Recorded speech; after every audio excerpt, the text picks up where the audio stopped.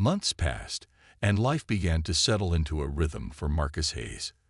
The whirlwind of media attention and public appearances slowed down, giving way to quieter days filled with the familiar routines he cherished. Each morning, he rose before dawn, polished his boots until they gleamed, and donned his iconic red tunic and bearskin hat. Standing guard outside Buckingham Palace once again, Marcus felt a renewed sense of purpose. The tourists still gathered around him, snapping photos and marveling at his composure, but now there was an added layer of respect in their gazes. Many recognized him, not just as a member of the Queen's Guard, but as someone who had stood up against injustice. Derek Calloway, on the other hand, faded into obscurity after serving a short sentence for assault. News outlets briefly covered his trial and sentencing, highlighting how his actions had sparked global outrage. Back in his home country, Derek became a cautionary tale, a man whose arrogance and prejudice overshadowed any chance of redemption. Friends and acquaintances distanced themselves from him, embarrassed by his behavior. In interviews afterward, Derek claimed he didn't mean anything by it, but few believed him. His attempt to play victim fell flat against the backdrop of overwhelming evidence showing his deliberate provocation. For Marcus, Derek's downfall wasn't about vindication. It was simply proof that hate often destroys itself. The legacy of that day, however, lived on far beyond the two men involved. Schools across the UK incorporated Marcus's story into their curriculums, teaching students about resilience, integrity, and the importance of standing up for what is right. Teachers used his example to spark discussions about racism and bias, encouraging young minds to think critically about the world around them. Community centers hosted workshops inspired by Marcus's journey, inviting speakers from diverse backgrounds to share their own stories of overcoming adversity. Slowly but surely, the ripple effect of his courage began to reshape perspectives. At the military level, changes started taking root too. Inspired by Marcus's advocacy, senior officers launched initiatives aimed at promoting diversity within the ranks. Recruitment campaigns targeted underrepresented communities, emphasizing that the armed forces belonged to everyone willing to serve. Training programs were updated to address unconscious biases and foster inclusivity among recruits. While progress took time, the shift was undeniable, and Marcus played no small part in driving it forward. For Marcus personally, the experience left an indelible mark. He carried the memory of that day not as a burden, but as a reminder of his strength and humanity. It taught him that discipline didn't mean suppressing emotion. It meant channeling it wisely. And it showed him that even in moments of doubt, staying true to oneself could inspire others to do the same. As he mentored young recruits or spoke at events, Marcus often reminded people that heroes weren't born overnight. They were shaped by choices made during challenging times. One crisp winter morning, as snow dusted the grounds of Buckingham Palace, Marcus stood guard under a pale gray sky. A group of children approached the barrier, bundled in scarves and coats, their cheeks rosy from the cold. One boy pointed at Marcus and whispered loudly to his mother, "Is that the soldier who fought back?" The woman nodded, smiling warmly. She knelt beside her son and said, "Yes, sweetheart, that's Corporal Hayes. He's a hero because he stood up for himself, and for all of us." Overhearing this exchange, Marcus allowed himself a small, almost imperceptible smile beneath his stoic exterior. It wasn't fame or recognition he sought. It was the knowledge that his actions mattered. To those children, and countless others like them, he represented hope, the belief that dignity, respect, and justice were worth fighting for. As the years went by, Marcus continued to serve with unwavering dedication, leaving behind a legacy that transcended titles or accolades. He proved that bravery wasn't always loud or flashy. It could be quiet, measured, and rooted in principle. And every time he stood guard, tall and resolute, people remembered the day a black royal guardsman refused to bow to hatred, reminding the world that true strength lies in rising above it. With the investigation behind him and the military's decision made public, Marcus found himself in a new kind of spotlight, one that extended far beyond Buckingham Palace. Invitations began pouring in from organizations eager to hear his story firsthand. Schools, community groups, and advocacy organizations reached out, asking if he would speak at events or participate in panel discussions about diversity, resilience, and leadership. At first, Marcus hesitated. Public speaking wasn't something he had ever imagined doing. His comfort zone lay in the quiet discipline of his uniform and the steadfastness of his role as a guardsman. But after some reflection and gentle encouragement from colleagues who admired his courage, he decided to step up.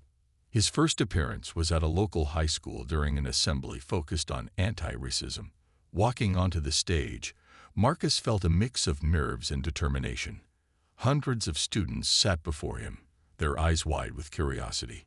He started by sharing his journey, the challenges he faced growing up, the hurdles he overcame to join the military, and the pride he took in wearing the Queen's Guard uniform. When he recounted the altercation with Derek, the room fell silent. "That day wasn't just about me," he said, his voice steady but filled with emotion. "It was about standing up for respect, not just for myself, but for everyone who has been told they don't belong." The applause that followed was thunderous, echoing through the auditorium like waves crashing against a shore. Students lined up afterward to ask questions, many of them thanking Marcus for inspiring them to face their own struggles with bravery. One teenage girl approached him shyly, clutching a notebook. "I've always wanted to join the military," she confessed, "but I didn't think someone like me could make it. Hearing your story makes me believe I can." Her words stayed with Marcus long after the event ended, reminding him of the ripple effect even a single act of courage could create. In the weeks that followed, Marcus became a sought-after speaker. He traveled to different cities, addressing crowds ranging from young recruits to seasoned veterans. His message remained consistent. No matter where you come from or what obstacles you face, your worth isn't defined by others' opinions. It's shaped by how you carry yourself and the values you uphold. He also used these platforms to advocate for greater inclusivity within the armed forces, urging leaders to create environments where people of all backgrounds felt valued and supported. Back at the barracks, Marcus noticed subtle changes too. Fellow guardsmen began approaching him more openly, seeking advice, or simply wanting to share stories of their own experiences with bias or adversity. Some admitted they had never fully understood the weight of racial prejudice until witnessing what Marcus went through. "You opened our eyes," one colleague told him sincerely. "We're proud to serve alongside you." These moments of connection reinforced Marcus's belief that progress often starts with honest conversations. Outside work, Marcus dedicated time to mentoring young recruits, particularly those from underrepresented communities. He shared not only tactical skills, but also lessons on perseverance and self-belief. "Being part of this institution is a privilege," he often reminded them. "But it's also a responsibility to represent something bigger than ourselves." Watching these newcomers grow stronger and more confident gave Marcus a sense of fulfillment he hadn't anticipated. Despite the accolades and newfound recognition, Marcus remained grounded. He continued reporting for duty at Buckingham Palace, standing tall and immovable as tourists snapped photos and children waved excitedly. To the outside world, he appeared unchanged, a picture of stoic professionalism. But inside, he carried the knowledge that his actions had sparked meaningful dialogue and inspired countless individuals to strive for equality and justice. As autumn settled over London, painting the city in hues of gold and crimson, Marcus reflected on how much had changed since that fateful day. The incident with Derek had tested him in ways he couldn't have foreseen, but it had also revealed the strength of character he possessed and the impact one person could have when they chose to stand firm. For Marcus, this was just the beginning of a larger mission: to ensure that future generations wouldn't have to fight the same battles alone. As the days turned into weeks, the story of Marcus Hayes continued to dominate headlines and conversations worldwide. Social media platforms buzzed with debates, praise, and criticism, each post adding another layer to the growing narrative. For many, Marcus had become more than just a soldier. He was a symbol of resilience, dignity, and quiet strength in the face of adversity. Videos of the altercation were replayed countless times, often accompanied by captions like "*This is what courage looks like*" or "*standing up for what's right". Prominent figures from all walks of life weighed in on the incident. Veterans took to their blogs and podcasts to commend Marcus's actions, emphasizing that soldiers are trained not only to protect, but also to defend themselves when necessary. Civil rights activists used the moment to highlight broader issues of racial prejudice, pointing out how Derek's behavior reflected deeply ingrained biases that still plagued society. "What happened to Corporal Hayes isn't an isolated event," said one activist during a televised interview. "It's a reminder of the battles people of color face daily, battles that require incredible patience and fortitude." But not everyone agreed. Some critics argued that Marcus should have adhered strictly to protocol, no matter the circumstances. A retired military officer wrote an op-ed questioning whether breaking rank, even under provocation, could undermine the authority of the Queen's Guard. "The rules exist for a reason," the article stated. "If we allow exceptions, where do we draw the line?" These dissenting voices sparked heated discussions online, with supporters of Marcus firing back passionately. "Protocol doesn't mean letting someone assault you," one commenter shot back. "He defended himself with restraint and precision. That's leadership." Through it all, Marcus remained largely silent. Military officials advised him against making public statements while the investigation was ongoing, so he focused on his duties and let his actions speak for themselves. Still, the weight of the attention was undeniable. Strangers approached him outside Buckingham Palace, offering hugs, words of encouragement, or simply tears of gratitude.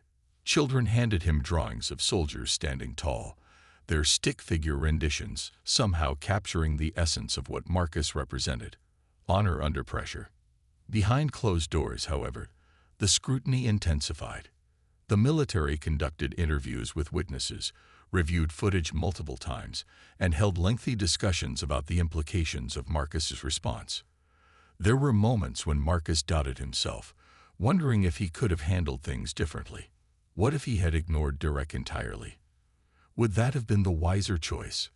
But then he remembered the look in Derek's eyes, the smug entitlement, the blatant disregard for boundaries, and knew he couldn't have stood idly by. By the third week, the investigation reached its conclusion. In a formal statement, military officials announced that Corporal Marcus Hayes had acted within reasonable limits given the circumstances. While acknowledging the importance of maintaining protocol, they praised Marcus for exercising restraint and professionalism throughout most of the encounter. Corporal Hayes demonstrated exceptional judgment in a highly challenging situation. The statement read, "His actions reflect both personal integrity and dedication to the values of the Queen's Guard." News of the decision spread quickly, drawing cheers from supporters and relief from those who admired Marcus. Yet, even as the immediate storm began to settle, the larger conversation showed no signs of fading. Schools incorporated the incident into lessons about respect and anti-racism, using Marcus's story as a real-life example of standing firm against injustice. Community leaders organized events to discuss diversity within institutions like the military, urging systemic changes to ensure others wouldn't face similar challenges. For Marcus, the aftermath brought mixed emotions. On one hand, he felt vindicated, knowing his actions had been recognized as justified. On the other, he realized the spotlight wasn't something he enjoyed. He preferred the quiet discipline of his role, the simplicity of standing guard without fanfare. Still, he understood the significance of this moment, not just for himself, but for everyone watching. As he returned to his post once again, he carried with him the knowledge that sometimes doing the right thing means stepping beyond expectations. And in doing so, you inspire others to do the same. The hours following the altercation felt like a blur for Marcus. After the initial commotion died down, he was called away from his post to provide an official statement about what had happened. Inside a quiet room tucked away in one of the palace's administrative buildings, Marcus recounted the events step by step. His words were calm and measured, reflecting the discipline that defined him. He described Derek's escalating behavior, the verbal taunts, the physical shoves, and finally, the attempt to grab his rifle. "I acted only when I felt my safety and the integrity of my role were compromised," Marcus explained, his tone steady but firm. Meanwhile, Derek was detained by security and later handed over to local authorities. News of the incident spread quickly, fueled by social media posts and eyewitness accounts. By late afternoon, snippets of videos showing Marcus disarming Derek and subduing him had gone viral. People around the world weighed in on the drama, debating whether Marcus had done the right thing. Some argued that breaking protocol, even under extreme provocation, was unacceptable because it challenged the neutrality expected of the Queen's Guard. Others insisted that Marcus had no choice. Defending himself against outright aggression was not only justified but necessary. Back at the barracks, whispers filled the hallways as fellow guardsmen discussed the day's events. Most supported Marcus, acknowledging the difficulty of maintaining composure in such a charged situation. "If anyone else had been in his shoes, they'd have done the same," said one senior officer during an informal gathering. Still, there were murmurs of concern. The Queen's Guard prided itself on tradition and unwavering discipline, and some worried that Marcus's actions might set a precedent others could misinterpret. Would future tourists feel emboldened to test the limits? Could this incident undermine public trust in the Guard's impartiality? By evening, military officials convened an emergency meeting to address the fallout. Representatives from various departments reviewed footage of the altercation, examined witness statements, and discussed potential consequences. For Marcus, waiting to hear their decision was agonizing. Though he stood by his actions, he couldn't ignore the weight of scrutiny surrounding him. Every glance from a colleague, every hushed conversation, he noticed it all. Yet, despite the pressure, Marcus refused to let doubt creep in. He reminded himself that he hadn't acted out of anger or pride but out of necessity. The next morning brought another wave of attention, this time from news outlets. Headlines blared across newspapers and websites. *Royal Guardsman defends himself against racist tourist and when protocol meets provocation. Journalists dissected every detail of the story, framing Marcus as either a hero standing up to prejudice or a figure who broke sacred rules. Social media exploded with opinions, hashtags like #RespectTheGuard and #JusticeForMarcus trending globally. Prominent figures joined the conversation, praising Marcus's courage while condemning Derek's behavior. Civil rights activists highlighted the incident as yet another example of systemic racism, calling for greater awareness and accountability. Amidst the whirlwind, Marcus tried to focus on his duties. He reported for his shift as usual, his posture as upright and dignified as ever. But the atmosphere outside Buckingham Palace had shifted. Crowds gathered not just to admire the iconic guards, but to catch a glimpse of Marcus specifically. Some approached him cautiously, offering words of encouragement or simply nodding in solidarity. One elderly woman even pressed a handwritten note into his hand before walking away. It read, *Thank you for standing tall when others tried to bring you down. Despite the overwhelming support, Marcus knew the outcome of the investigation would shape his future. If found at fault, he could face disciplinary action or even dismissal, a thought that weighed heavily on him. Yet, deep down, he believed he had done the right thing. As he stood guard once more, his mind drifted to the bigger picture. This wasn't just about him. It was about challenging stereotypes, breaking barriers, and proving that respect must be earned, not demanded. Whatever came next, Marcus vowed to face it head-on, just as he always had. The moment Derek tightened his grip on the rifle, Marcus sprang into action. Years of military training kicked in, overriding the rigid protocols that had kept him rooted in place just moments before. With a swift, calculated motion, Marcus shifted his stance, using his body weight to counter Derek's pull. Before Derek could react, Marcus twisted the rifle out of his grasp, reclaiming it with practiced ease. The movement was so fluid and precise that it left the crowd momentarily stunned. Derek stumbled backward, off balance, and caught off guard by Marcus's sudden response. But Marcus wasn't done. In one decisive step, he closed the distance between them, grabbed Derek firmly by the arm, and spun him around. Within seconds, Derek was pinned face down on the ground, Marcus's knee pressing gently but firmly against his back to keep him in place. The entire sequence unfolded in less than 10 seconds, yet it felt like slow motion to those watching. The crowd erupted into a cacophony of reactions. Some people cheered loudly, clapping their hands as if they were witnessing the climax of an action movie. "You tell him," shouted a man nearby, pumping his fist in approval. Others gasped in disbelief, their eyes wide with shock at how quickly the situation had escalated. Children tugged at their parents' sleeves, asking what was happening, while teenagers filmed the scene with glowing phone screens. Amidst the noise, a few voices yelled for calm, urging everyone to step back and give the Guardsman space. For Marcus, the world seemed to narrow down to the task at hand. His heart pounded in his chest, adrenaline coursing through his veins, but his mind remained sharp and focused. He leaned down slightly, speaking in a low, steady voice directly into Derek's ear. "You've made your point," he said firmly, though not unkindly. "Now it's time for you to stop." Derek struggled briefly, trying to wriggle free, but Marcus's grip was unyielding. Realizing there was no way out, Derek finally went limp, muttering something under his breath that no one could quite hear. Security personnel arrived within moments, alerted by the commotion.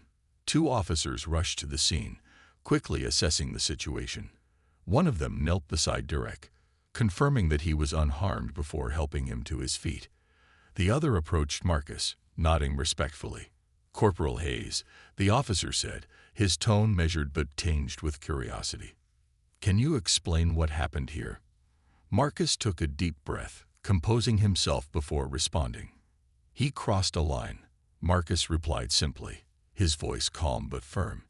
"I acted in self-defense." As Derek was escorted away, visibly humiliated and muttering protests, the crowd began to disperse. Many lingered, however, eager to discuss what they had just witnessed. Some praised Marcus for his restraint and professionalism, marveling at how he handled such a volatile situation without losing control. Others debated whether Derek deserved what he got, questioning why anyone would provoke a soldier in uniform. A small group gathered near the palace gates, replaying videos they had captured, their faces animated with excitement. Despite the chaos dying down, Marcus knew this incident wasn't over. Word would spread, both within the ranks of the Queen's Guard and beyond. People would talk, speculate, and analyze every detail of what had transpired. For now, though, Marcus returned to his post, resuming his position as if nothing had happened. To the casual observer, he appeared as stoic and composed as ever. But beneath the surface, his thoughts churned. He had upheld his duty, defended himself, and protected the honor of his uniform. Yet, deep down, he couldn't shake the feeling that this moment would change things, for better or worse.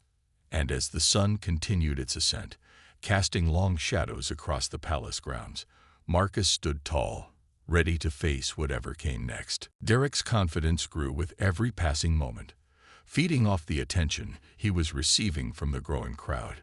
He began pacing back and forth in front of Marcus, his movements exaggerated and theatrical, as if performing for an invisible audience. "Come on, tough guy," he taunted, his voice laced with mockery. "You're supposed to be some kind of soldier, right? Aren't soldiers supposed to fight? Or is that not part of your job description?" The crowd around them was now a mix of emotions. Some people looked uncomfortable, shifting their weight from one foot to the other, unsure whether to laugh or intervene. Others seemed entertained, recording videos and whispering among themselves. A few brave souls tried to speak up, urging Derek to stop, but their voices were drowned out by the noise of the crowd and Derek's relentless energy. It was clear that Derek thrived on chaos. He wanted a reaction, any reaction, and he wasn't going to leave until he got it. Suddenly, Derek stepped even closer, invading Marcus's personal space. Up until now, his insults had been verbal, but this time, he crossed a physical boundary. With a smirk, he reached out and gave Marcus a light shove on the shoulder. The movement was subtle, almost casual, but deliberate enough to send a message. I'm not afraid of you. Marcus flinched internally, though his face remained impassive. His training screamed at him to stay still, to ignore the provocation, but the tension in his body was undeniable. Every muscle was coiled tight, ready to spring into action if needed. When Marcus didn't respond, Derek's grin widened.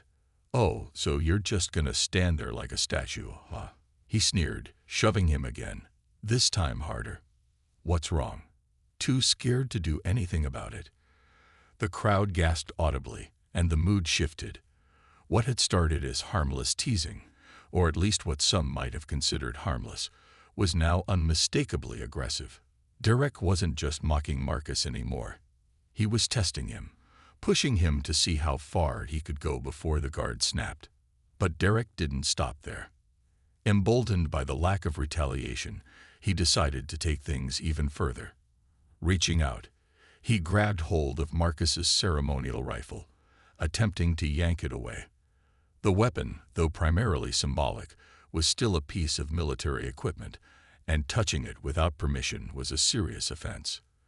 For Marcus, this act felt like a direct attack, not just on him personally, but on everything he represented. It was as if Derek was trying to strip away his dignity, his authority, and his identity all at once. The crowd erupted into murmurs of shock and disbelief. Some shouted for Derek to let go, while others called for security.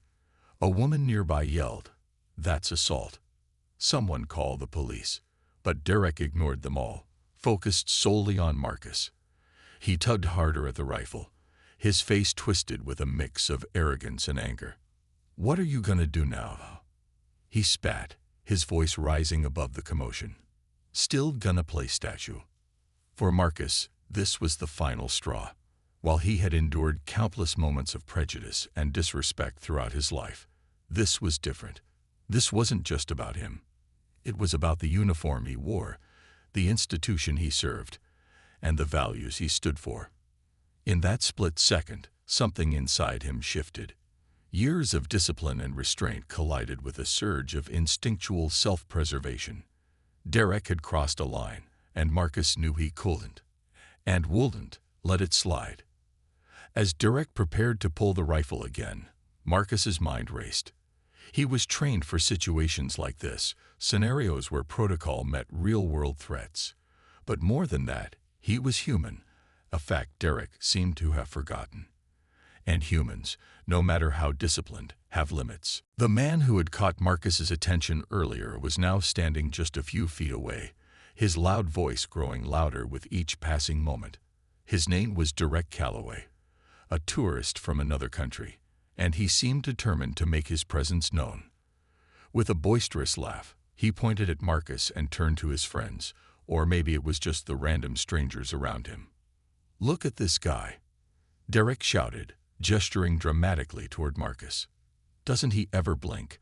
How do they even breathe under those hats?" At first, the people nearby chuckled nervously. Some moved closer, curious to see how far Derek would take his antics. Others exchanged uncomfortable glances, sensing that something about his tone wasn't quite right. Derek didn't care. If anything, the attention only fueled him. He stepped closer to Marcus, leaning in as if trying to provoke a reaction. "Hey, soldier boy," he called out, his voice dripping with mockery. "You're supposed to protect us, right? What happens if I poke you? Do you turn into a robot or something?" Marcus remained perfectly still, his eyes fixed ahead as though Derek didn't exist. This was part of the job, ignoring distractions, maintaining composure, and upholding the dignity of the Queen's Guard. But Derek wasn't satisfied. He circled Marcus slowly, making exaggerated gestures and pretending to prod him with an imaginary stick. Wow, nothing. Not even a twitch, he exclaimed, throwing his arms up in mock disbelief. A few onlookers laughed awkwardly, while others rolled their eyes, clearly unimpressed by his behavior. As the minutes passed, Derek's tone began to shift. The playful teasing morphed into something sharper, more cutting. "What's the deal with having, you know?" He trailed off, lowering his voice but ensuring those closest could hear. "Someone like *U* in this uniform." The word hung heavy in the air, carrying an unmistakable sting. Marcus felt the weight of them, but refused to let it show. He had heard similar remarks before, whispered behind his back, or muttered under someone's breath. But hearing them so boldly spoken, and in front of a crowd, was different. It was humiliating, infuriating, and yet Marcus knew better than to react. Derek, emboldened by the lack of response, pressed further. "Come on, don't be shy," he jeered, his voice rising again. "Can't you say something? Or are you just here for decoration?" By now, a small crowd had gathered, phones held high to capture the spectacle. Some recorded silently, unsure whether to intervene, while others shouted encouragement to Derek, egging him on. One woman tried to step forward, her face flushed with anger. "Leave him alone," she snapped, but Derek ignored her, waving her off dismissively. The tension in the air grew thicker with every second. Marcus's jaw tightened imperceptibly beneath his stoic exterior. Every fiber of his being wanted to respond, to defend himself against the blatant disrespect. But years of training reminded him of the rules. No matter what happened, he couldn't break rank. He was a symbol of discipline, honor, and tradition, a representation of something far greater than himself. Yet, deep down, Marcus couldn't help but wonder how much longer he could endure Derek's provocations without losing control. For now, though, the guard remained silent, his posture unwavering. But Derek wasn't done. Not by a long shot. The morning sun peeked over the horizon, painting the sky in soft shades of orange and pink. Buckingham Palace stood majestic as ever, its grandeur drawing tourists from all corners of the world. Among them were families with children, couples holding hands, and solo travelers eager to capture memories on their cameras. The air buzzed with excitement, laughter, and the occasional click of shutters.